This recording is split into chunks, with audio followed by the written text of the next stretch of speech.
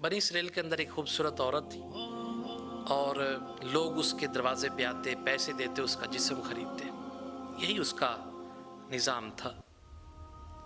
خوبصورت اتنی تھی کہ بنی اسرائیل کا ایک عابد اس کے گھر کے پاس سے گزرا. اس عورت کے گھر کا دروازہ کھلا تھا تو وہ بیٹھی تھی سامنے، اور وہ عابد اس کے اوپر دل ہار بیٹھا. اس کی قربت اختیار کرنے کے لیے آگے بڑھا تو چوکی داروں نے اسے دھکیل دیا. کہا میں کیسے جا سکتا ہوں؟ کہا 100 دینار لانا ہوگا. دن رات محنت کے بعد اس نے 100 دینار اکٹھا کر لیا. جب اس کے پاس گیا، وہ بیٹھی ہے نیم برہنہ لباس پہن کر. یہ اس کے قریب ہونے لگا تو جو اس کی عبادت تھی وہ کام میں آ گئی. فوراً غش کھا کے گر پڑا اور واپس دوڑ پڑا. وہ عورت اس کو پکار کے کہتی ہے، نوجوان، جس مقصد کے لیے آیا تھا وہ مقصد تو پورا کر کے جا. اس نے کہا میرے رب نے میرے دل میں یہ بات ڈال دی ہے کہ اے میرے بندے، کیا تو مجھ سے خوف نہیں کرتا؟ کیا تو مجھ سے ڈرتا نہیں؟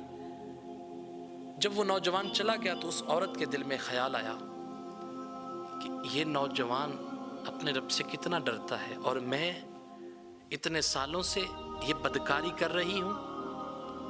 ڈھونڈتی ڈھونڈتی اس کی بستی میں چلی گئی.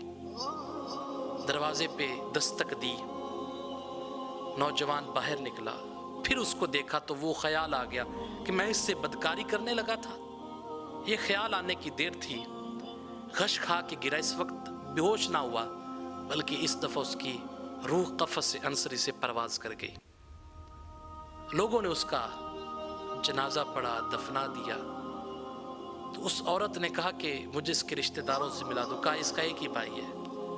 اس بھائی سے ملی. کہا کہ میں تجھ سے نکاح کرنا چاہتی ہوں. آئی تو اس کے ساتھ نکاح کرنے تھی، لیکن وہ اب اس دنیا میں نہیں رہا. تو وہ نوجوان جب اس کی داستان سنتا ہے تو متاثر ہو کے کہتا ہے میں تیار ہوں. نکاح ہو جاتا ہے. اللہ تعالیٰ ان کو 7 بیٹے عطا کرتا ہے، اور 7 بیٹے وقت کے ولی بنتے ہیں. جب کوئی سچی توبہ کر لے تو اللہ تعالیٰ یہ نہیں دیکھتا کہ اس نے کیا کیا کام کیا ہے، اس نے کیا کیا کالے کرتوت کیے ہیں. اللہ اس کی ایک ادا دیکھتا ہے، اور ادا اس کو پسند آ جائے تو وہ زندگی کے گناہ معاف کر دیتا ہے. بلکہ معاف نہیں کرتا، ان کو نیکیوں میں بھی بدل دیتا ہے.